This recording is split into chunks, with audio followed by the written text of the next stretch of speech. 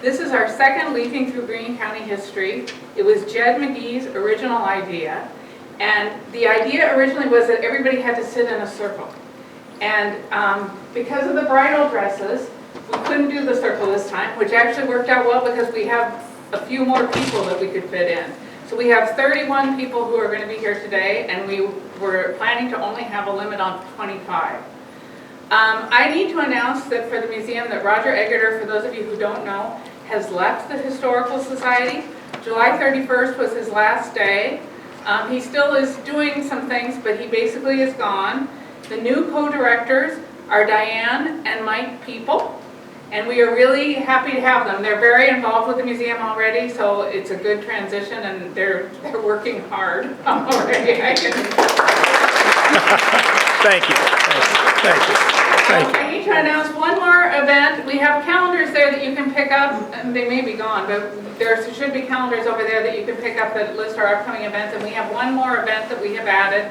September 17th, we're doing an event with the DAR of, I believe, Carroll County, and they're having Mary Dolan, who is from Nebraska, come. Our genealogical society, the Greene County Genealogical Society, suggested it, so we're basically doing it because of them.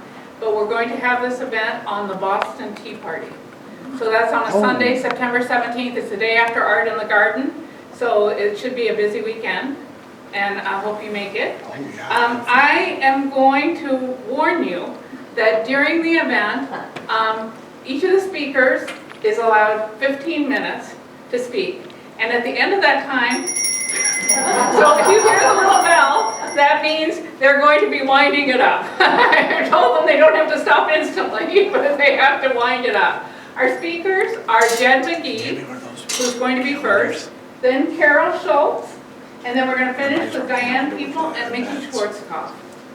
I think that's all that I really need to say. There is a tea afterwards.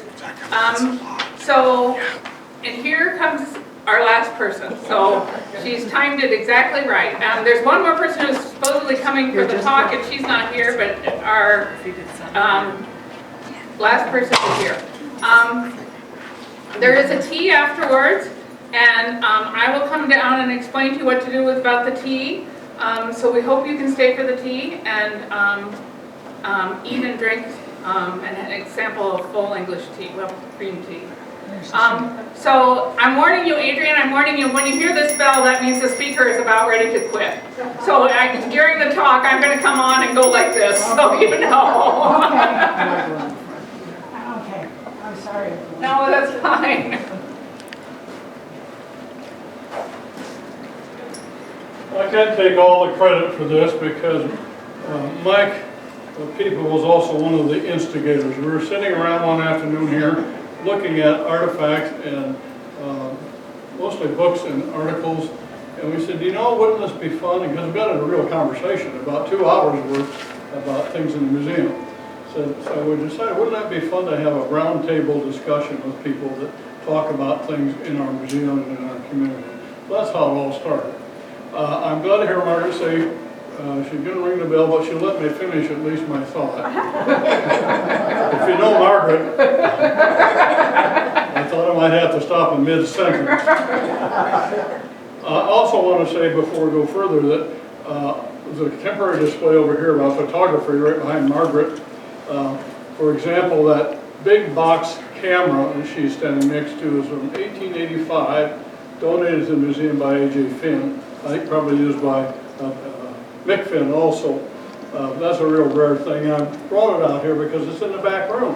That's one of the things we're talking about, the stuff that you don't see and don't know about, and that's what we want to talk about. And in front of that is a table full of cameras from our camera collection, all the way from 1885 up to current times. And again, those are all in the back room.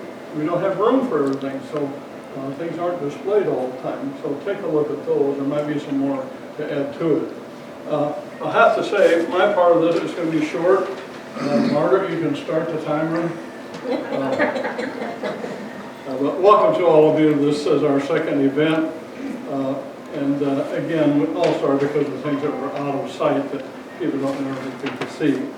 What I'm going to talk about is businesses around, basically around the square, but also other businesses, longtime businesses in Jefferson, and some of the artifacts and some of the ways that you all can explore them. Carol's going to talk next. She's going to talk about the French connection with Jefferson.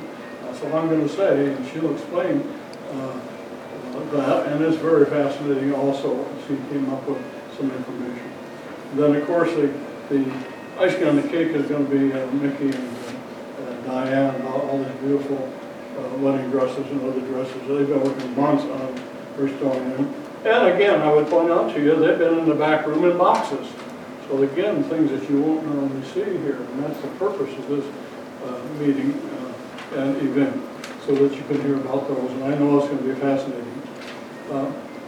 I moved here about 56 years ago, and I got to thinking one day about how much this town has changed, and this downtown and the square in particular. Rolfe and I had a discussion. We were talking about how many businesses here are in the same location that they were in 1967 when I came here.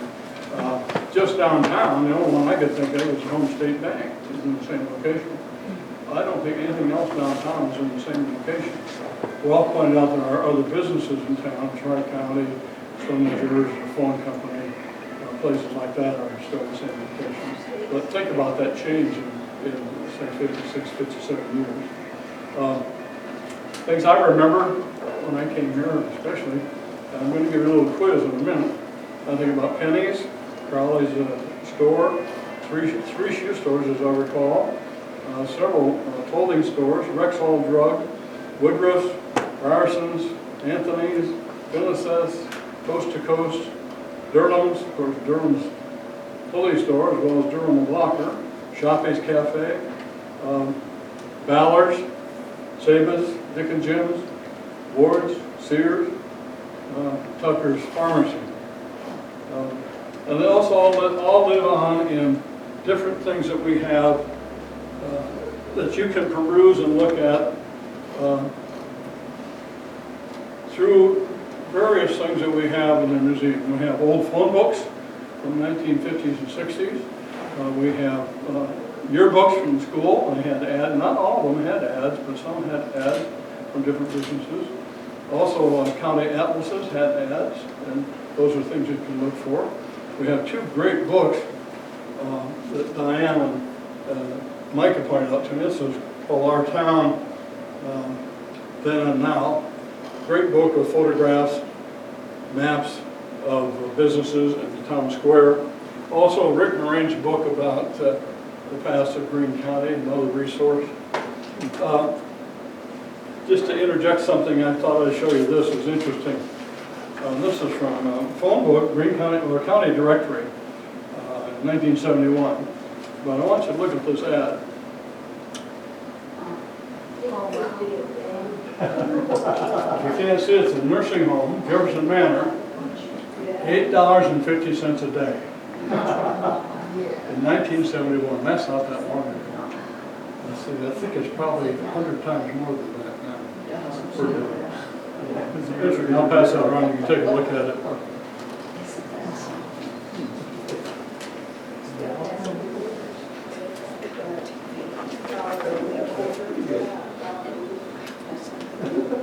I want to ask people if you want to just shout out some of the businesses that you recall that stick in your mind around the square. Anybody volunteer?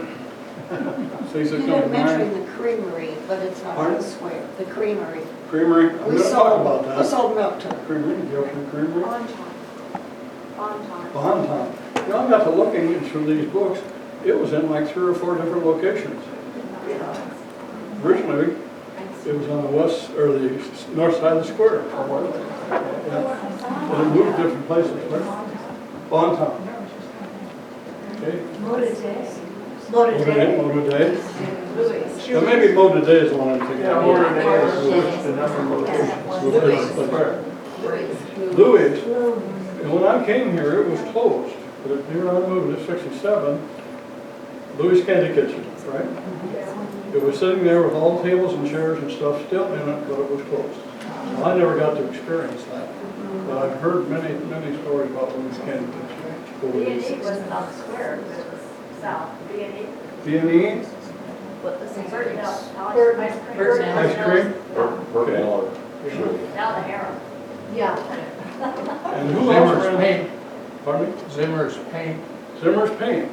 But before that, it was what? Billy Cudahy. Lou Zimmer worked for her, and it was Billy Cudahy's paint store. Ours was for the centennial. Was it? Yes, and then did What Cudahy's? the Shoey's drugstore. Shoey's drugstore. She was drugstore. Well, we now see the sign, it's been exposed again. And I remember that, it was like Rexall Drug at the time. I remember going in Before the there. B&E, it was run by Timer Hayes and his wife. Oh, An really? ice cream shop in that location where Jim's Beauty Shop is. Is it? Then it was Burnell or Schuett. Okay. Well, that was before my time too. And also Yates Dalby, where the Farm Bureau was, set up an ice cream shop called the Dutch Mill. And it was very upscale. Okay. Yeah. Any others? Well, jewelry store. Green. Charles Jewelry. Charles Jewelry? Royal Jewelry. There was another one.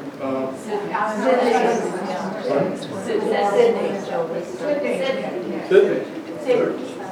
There was another one, I'm trying to look for it, like Gibson or Glenn's Jewelry? Yes, yes. Glenn's Jewelry on our side? Yeah. Sydney's Jewelry, and they not only did watches and things like that, but they had a wonderful gift department for weddings and that sort of thing. And I remember my mother said, don't touch anything because you have to pay for it if you break it. But Sydney and Flossie Starbuck. And then Vern and Mabel Martin took that over after he closed his street store out in South Wilson. Okay, one of my favorite, whoops, that's not the right one. My favorite stores was this one. And it said Ballard Basement Toy Line, but actually all the ads talk about automotive store. Yeah. I didn't know that. I remember going down the basement to Toy Line and shelves. And Margaret could pick a toy for every kid in town, Margaret Allen. I mean, you could hardly walk through the basement for those toys. And of course, Lloyd was a character in himself, that laugh that he had.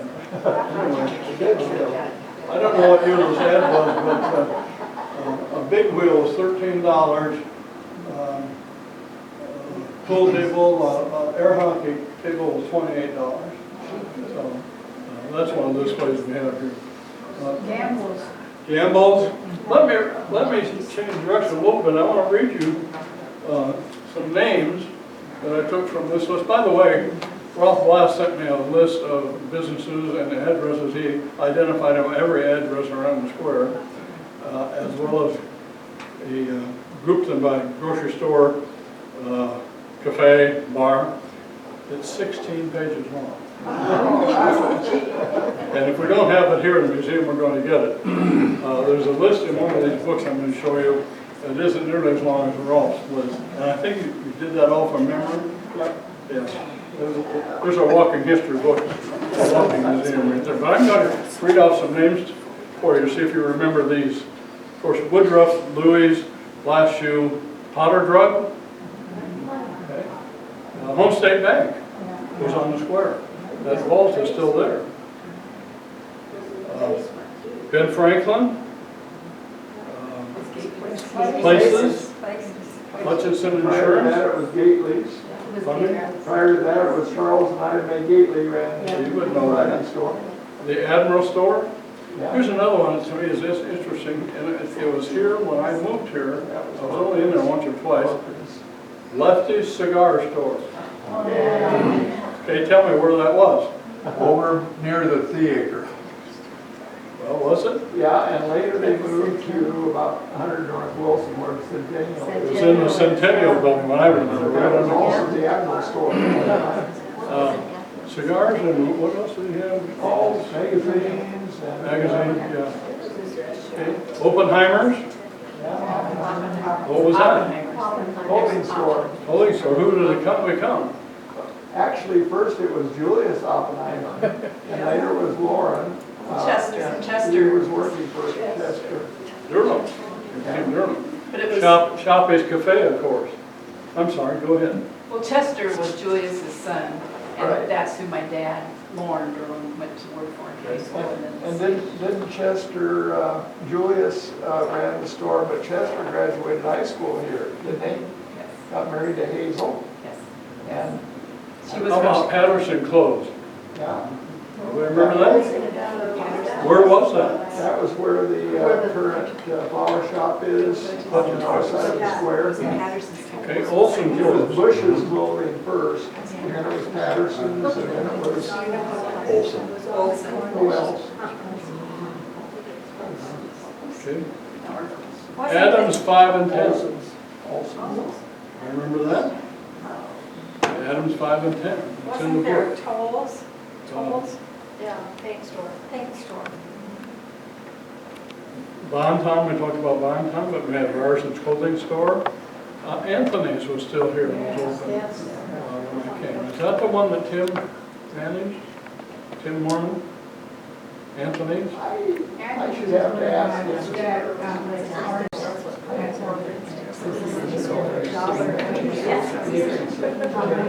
Of course, we had Pinnacesk, Vegan Shaw, Sela's. Mr. Zen's, Oh, Mr. yeah. Zen's, Mr. Zinn? Shirley's Beauty Shop, Shirley Crane. Okay, yeah, that's right. To the wall. Goodrich Meats. Yeah. Yes.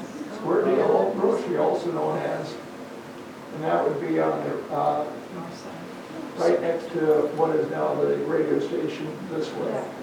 Lions Real Estate. Yeah, same. Sidney Julie Rondo. How about Rondo? Who ran Rondo?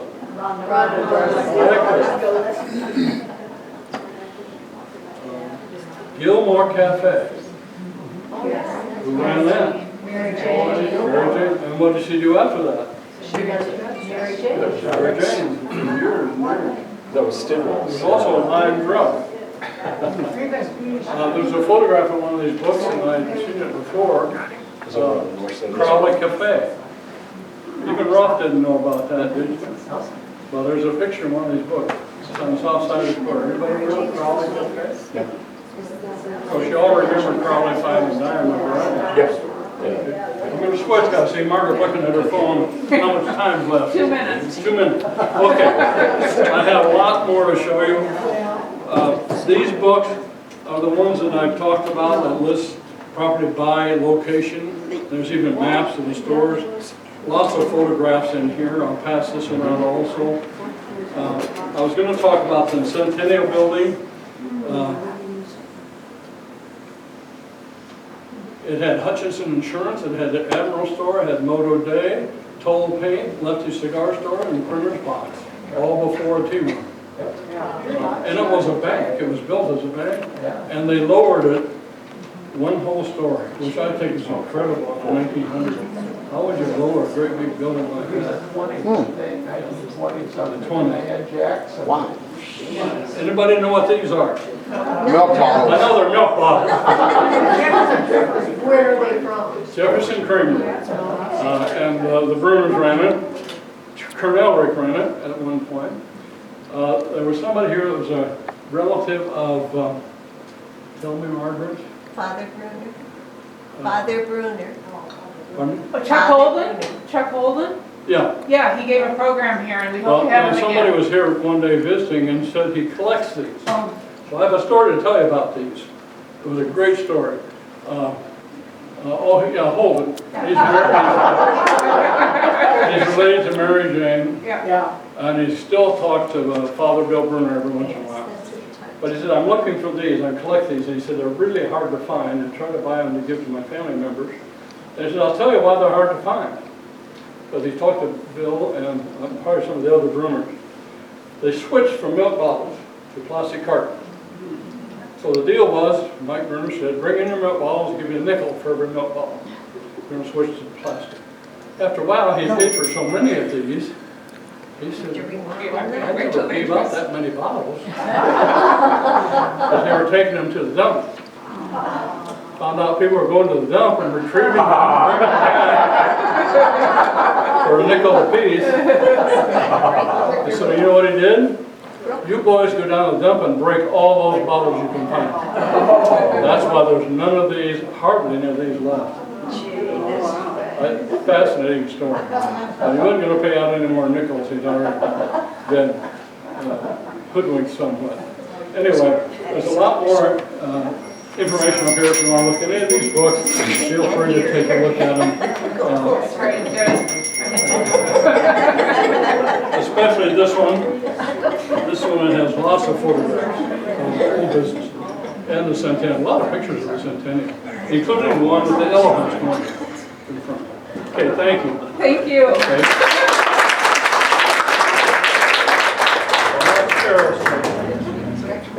Carol? This is where I might need your help. Okay. I have hands. This story, I found, someone told me that there was a French photographer in Jefferson. So I looked it up in the archives and I found the story. Two French journalists and a French photographer were coming to Jefferson to do a story on life in a small Midwestern town. And it's interesting, why did they choose Jefferson? Does anybody know who this is? George Gallup was a friend of the editor, and the magazine was Realites. And you can pass this on. This is the photos of, this is the photographer. And this is the French couple. This is Pierre and Renee Gosset. They are writers for over 30 books. They've traveled in 50 countries, 54 countries.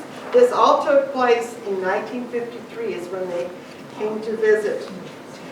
And a lot of the information I had to find on the internet, because it was not in archives, stuff in the newspaper, I found out they had wrote a travel guide.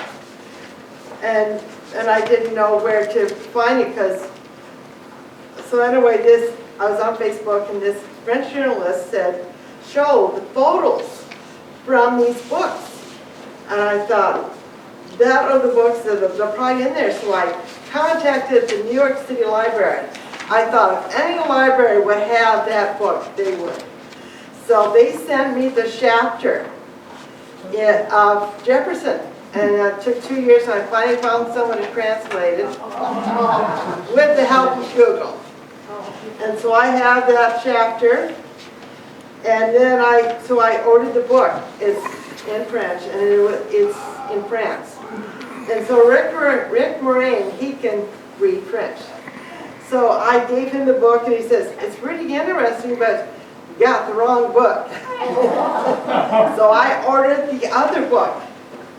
So I have both books. And then this is a Reader Digest from 1953. And the Gossets wrote their story of traveling throughout the United States. It didn't mention Iowa, though. But there was a Herald Service newspaper out of New York. And here's why they decided to come to America. The Gossets decided to see America for themselves because of growing criticism and mistrust of America. Among people who had been there, this is what they found. The American businessman is not a jittery dollar-generating dynamo compared with his European counterpart. He is less tense. American civil servants actually serve the public and do not use their office as an outlet for their grievances. America is a country without social distinctions, where no one despises anyone else on principle. The American farmer works as hard as a European peasant, but spends his money more freely. The typical American town is not a skyscraper metropolis, but a quiet place with lots of buildings. And then this is the part I really found humorous. In their later years, Americans do what they were unable to do when they were young. Universities are filled with elderly ladies who in France would be knitting rugs, gossiping, or eating themselves into the grave. And also I found this article on the internet. They went to a golf course in Jefferson, and they found some farmers that were golfing. Also, I got photos of that too. And they said that French peasants will play golf the day the for sale house becomes a drive-in restaurant. So I don't know if anybody's familiar with the Diary of a Housewife. It was a feature that was in the 50s and 60s. Mary Kidder, she interviewed the photographer, Edouard Boubat. And so she has quite a long interview. She didn't interview the Gossets though. But anyway, I was really disappointed when I got the books and found out there was no photos. So I thought, I've got to find those photos. So I type in Jefferson, and then I type in the photographer, and I found photos. Good. This is got two photos of the square, of the north and the west square. So actually I only found about half of the photos. So here you can pass these around. And I really was looking for the magazine because I knew Edouard, the photographer, mentioned that he was taking orders if anybody wanted to order this magazine.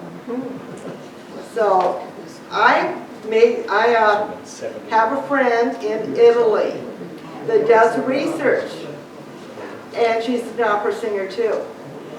She bought the magazine that I've been looking for 2 years for. Unfortunately, it is in French. But all the photos I was looking for is in this magazine. And then here's an aerial view of Jefferson. And also the sign that used to be outside of town is Stop in Jefferson, the home of the Horn of Plenty. So,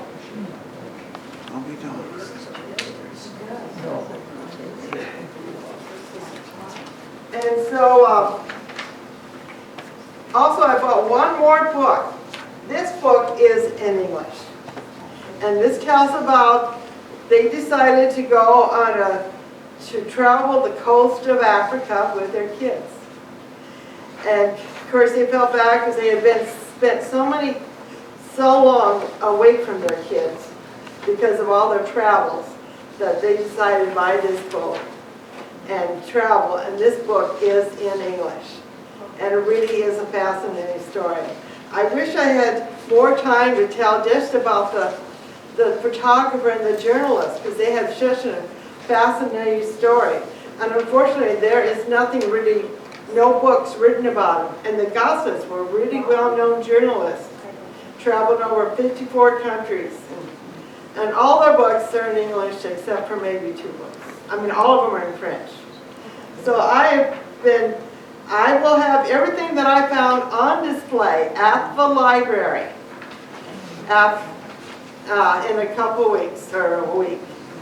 So, because I know everyone that like to, especially to read that chapter that I got printed up.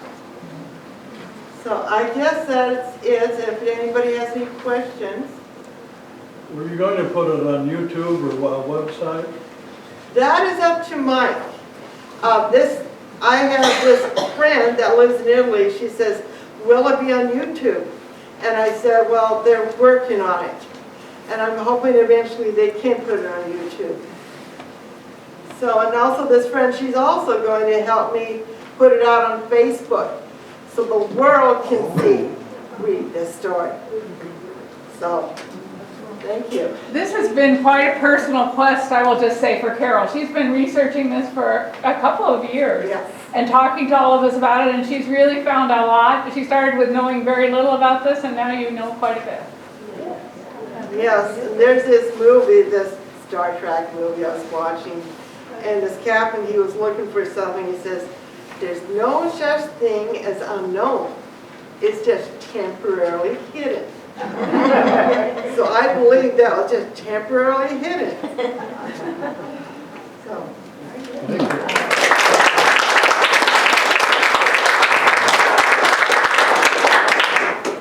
Okay, Mikki and Dianne.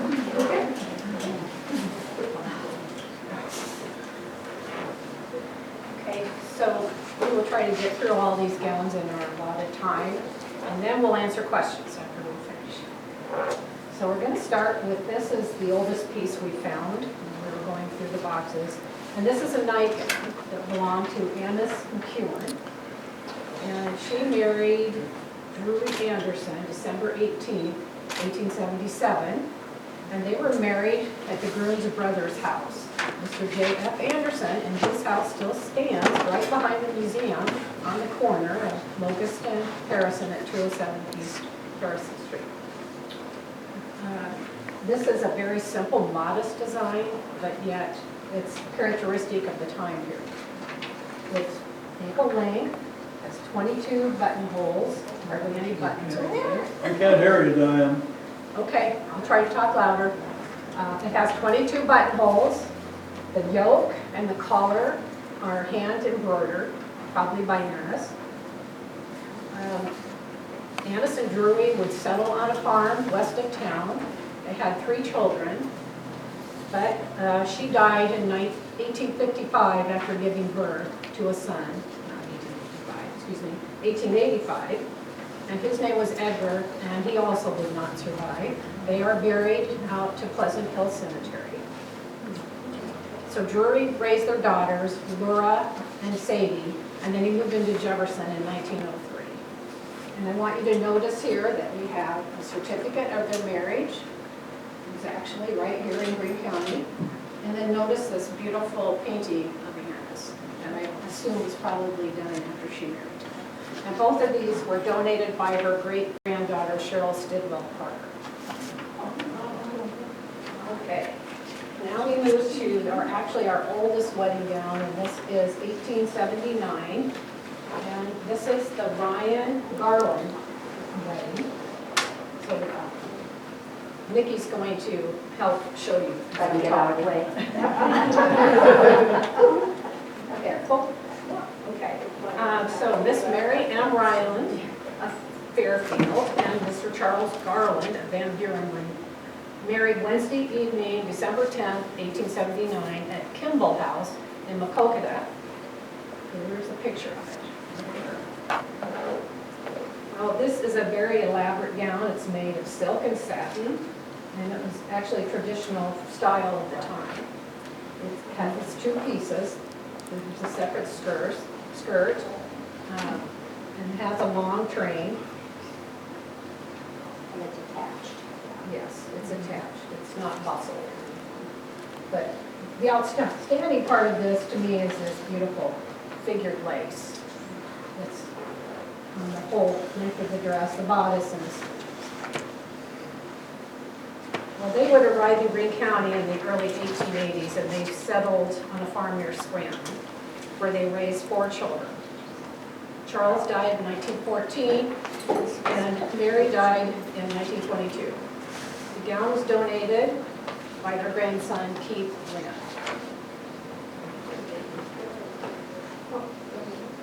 Did you say their name was Garland? Garland, yes.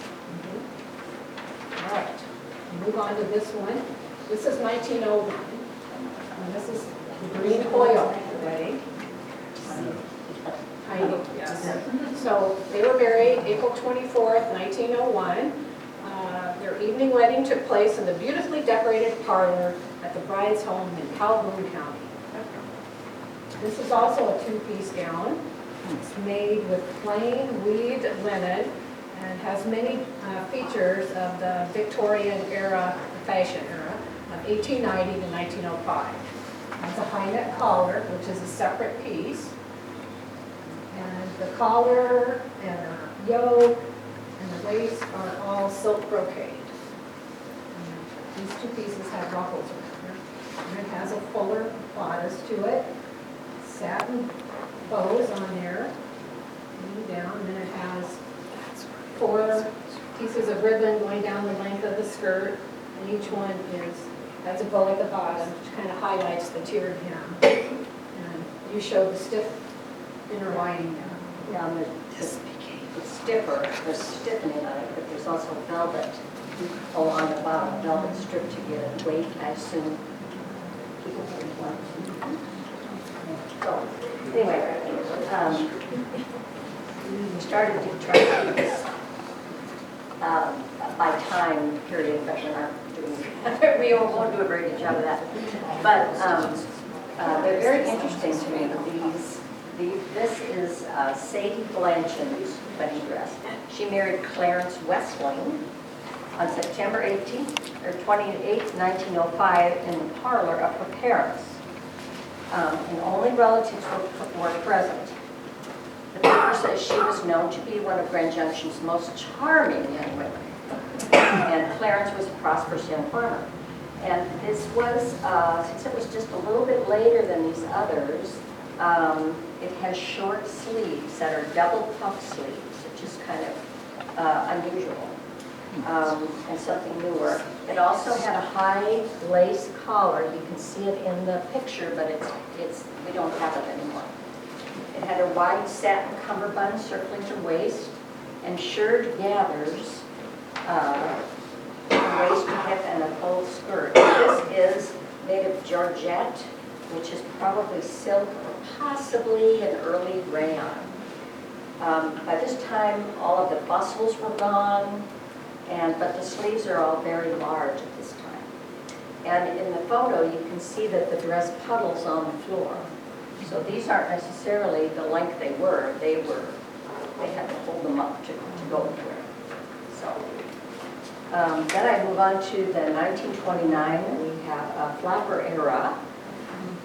This is Vera Ritchie from Webster City married Roy Roast at the Little Brown Church in Nashua. And he was a salesman for the Northwest Candy Company out of Des Moines. But this is very representative of the flapper era, and there are no corsets involved, which I'm sure is nice. And they were always at the knee or below, never above, which I had not realized. It's probably made of lightweight rayon jersey, which was first used in clothing around 1910, and it was often called artificial silk. And it appealed to many because you could wash it, and it didn't cost so much. It's a sleeveless gown with an attached cape, and the dropped waist has a jeweled brooch on it and a ruffle. And a lot of it is bias cut, the ruffles especially, so that it drapes more fluidly. And it was donated to the museum by her daughter, Earl Anderson of Grand Junction. So, see my next? 35. 35, and you have that one. Okay, so this is part of the Jackson Gilmore wedding. So Miss Marjorie L. Jackson, daughter of Mr. and Mrs. Ralph Jackson Sr. of Greenbrier Township, became the bride of Mr. Frank M. Gilmore of Cooper. The candlelight ceremony took place at the bride's home. Yellow chrysanthemums, cream-colored candles, and streamers of different decorated the home. You can see this beautiful rust-colored gown. It was a replica of a Jean Pateau original. And he was a French designer with a fashion house in Paris. The dress is made of crepe, which was used in the 1930s because it flowed and draped so nicely. The larger collar and the belted waist were also characteristic of the time. And notice the beautiful gold bead work here along the necklines and the silver beadwork at the pockets. Here's their picture. This is really neat. I have to add that this picture, Janet and Judy provided this picture for me. And we think that this was probably taken before they were married. And you have to come up and look at this because they are dressed in white. They look like a couple of movie stars. They're just gazing into each other's eyes. It's what's I love it. Well, this is Frank's three-piece wool suit that he wore. Single-breasted. It has a single-breasted vest, 6 buttons, 4 pockets. And the trousers were narrow-waisted, full-legged, and they were cuffed. I see that. they're under there. So the young couple was well known, the bride having taught in the county schools, and the groom was involved in farming. Okay. And 19, and down here, Go to the we're 40s. moving here, we're going to 1941. This gorgeous dress was loaned to us by Jean Greene. This was her mother's wedding dress.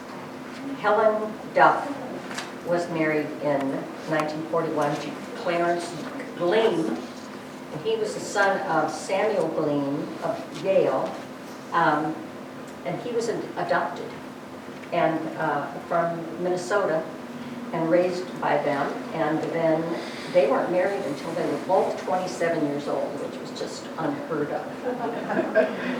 He was a farmer south of Scranton and worked for John Deere and Jefferson. And this is lace and satin floor length with a long train, buttoned down the front with wrist-length sleeves, lace sleeves. And she had a veil, which shows in the photo. It was like a crown, and it was all seed pearls. Her only jewelry was a gold locket, a gift from the bridegroom. And her parents served 25 people a 3-course breakfast afterwards. And they left for a short honeymoon to Sioux City. And she believes, Jean Greene believes her mother influenced her becoming a teacher because her mother taught for many years at that time. And then we go on to later, right now, mixed up here. Stay in our decade. Yes, 1949. This was Lila Jane Peacock, a daughter of Pearl and Laura Peacock, was married to James Snyder, 1949, at the home of her parents.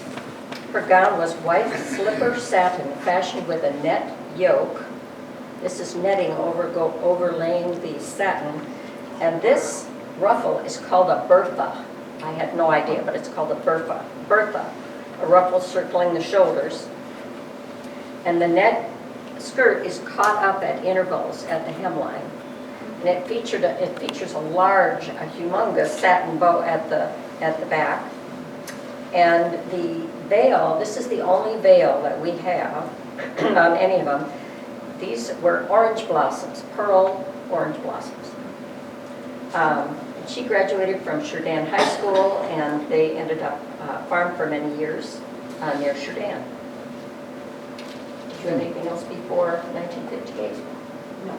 Okay. All right. So I'll go back. Okay. And this, you might recognize this person, Carolyn Houck.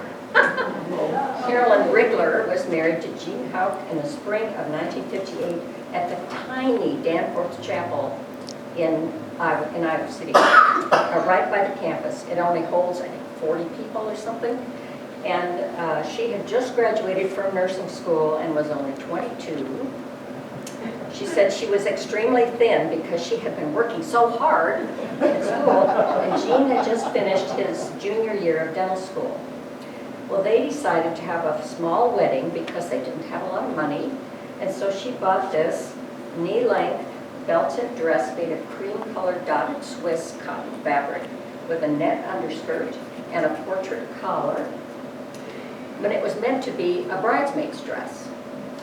But she thought the look and the price were perfect for her. She wore a pillbox hat with a small veil for the special day, and only the parents and a few friends were invited.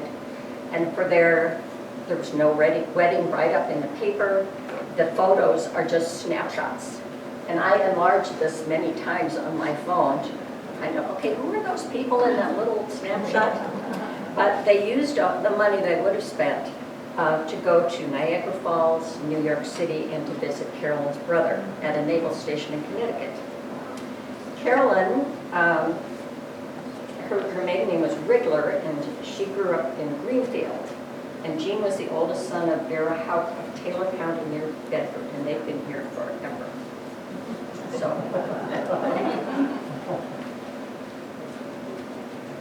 Okay, now we go to the 60s. Yes.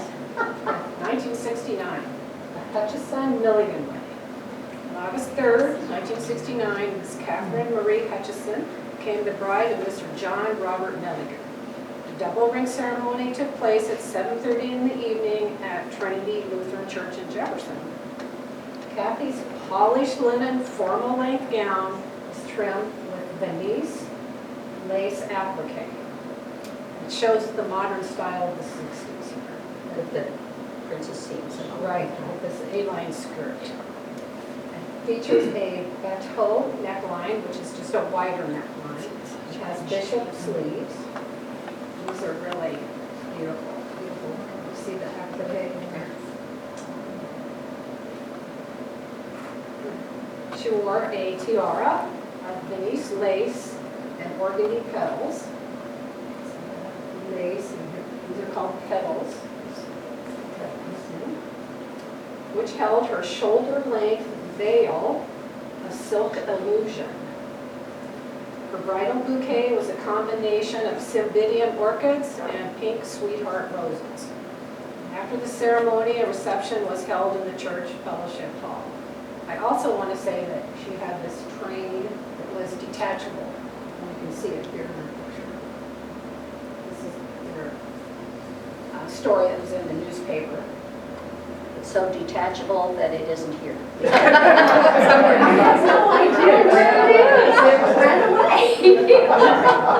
Well, the couple made their home in Pennsylvania while John was in the Army and stationed at Valley Forge Hospital. John was later sent to Germany, and Kathy joined him there. Jefferson has been their home for many years and where they raised son Chris. I'm going to the graduation. I gotta do the 70s. Oh, right. Yeah. So you're next, yes. I'm gonna do this one. Okay. This is from 1977. It's the Durham Piepel wedding.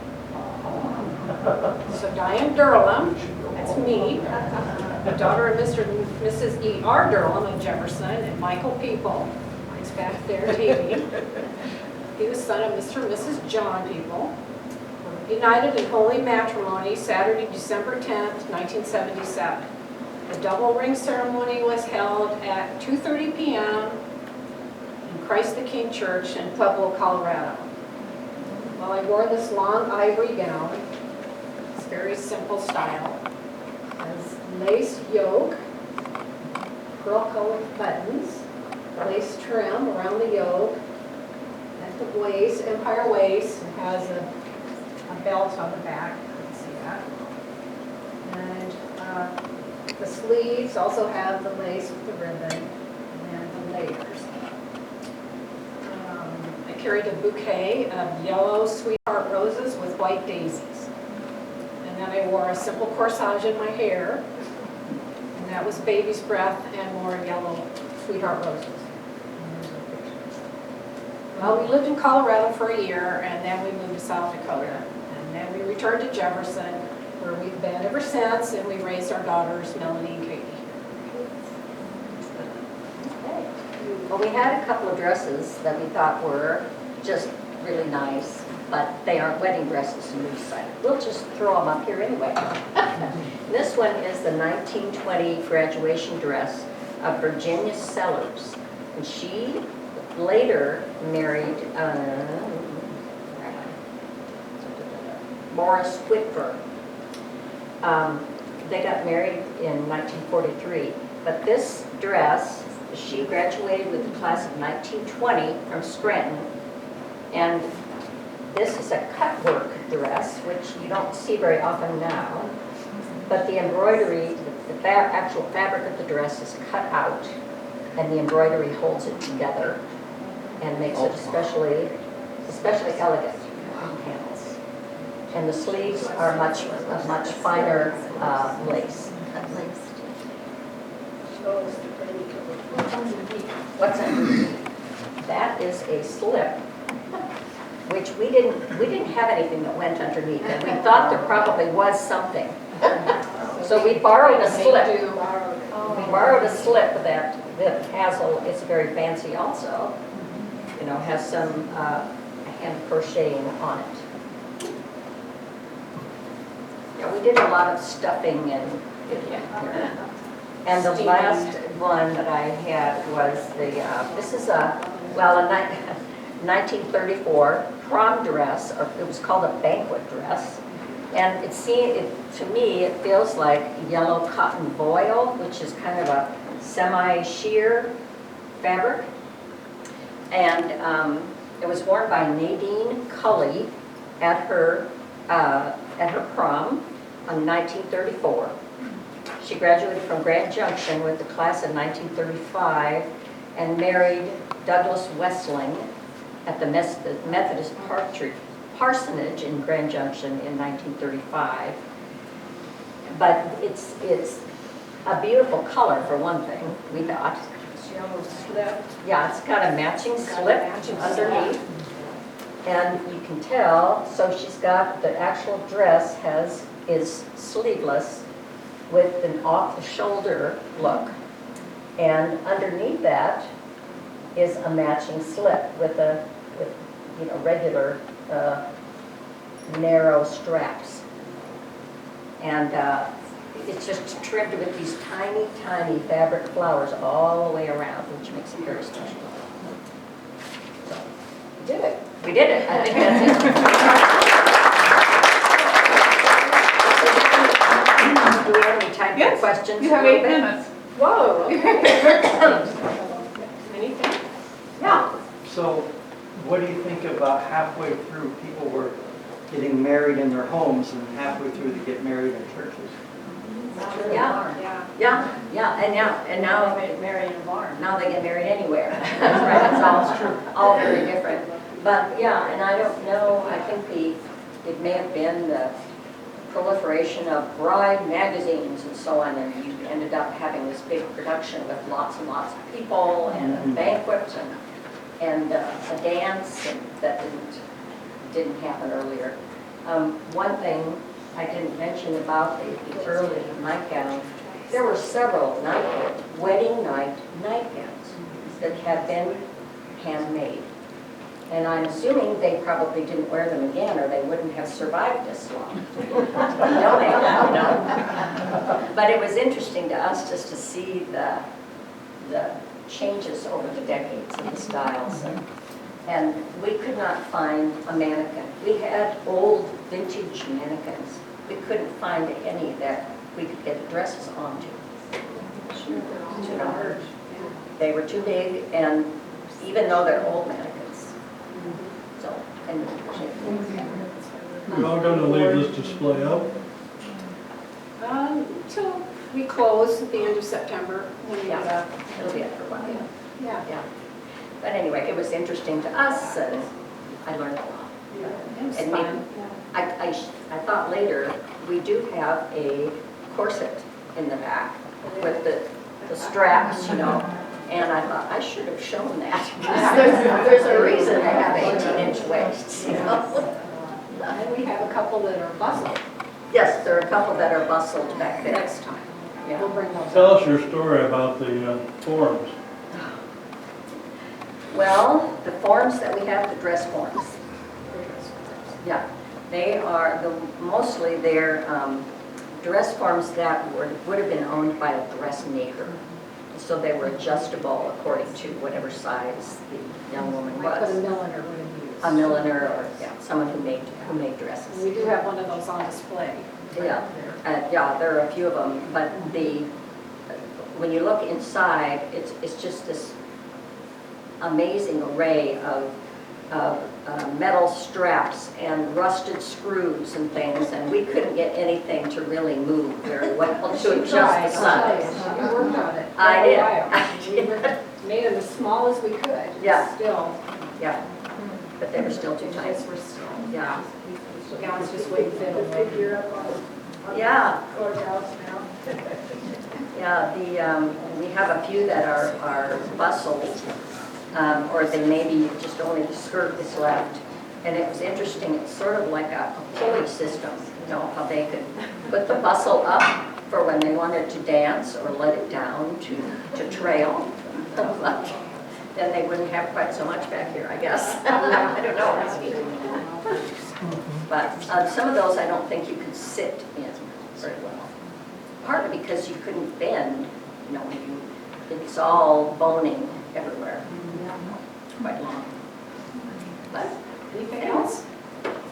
we quit at the 70s. So. Yes. What's a bustle? What's a bustle? Well, Okay, Mikki. yeah, I should have a photograph. Turn around. Yeah, I should have a photograph. Turn around.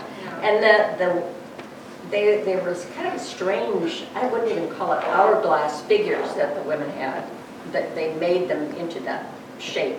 So the busts were more prominent, and the behind was prominent also. And they had this, what they called a wasp waist, which might have been only 18 inches around, accomplished with corsets and lots of pain. And then there was extra padding in the back for this look. So you were very curvy here and back here, and to me, you kind of looked like you were standing in an odd position. Oh. But anyway, yeah. And so, yeah, one thing I thought of doing was showing one of these old skirts with the bustle and how you adjust it, because it's all on the inside with strings and so on. I think it's time for tea and petticoats. Yes. Well, thank you all very much.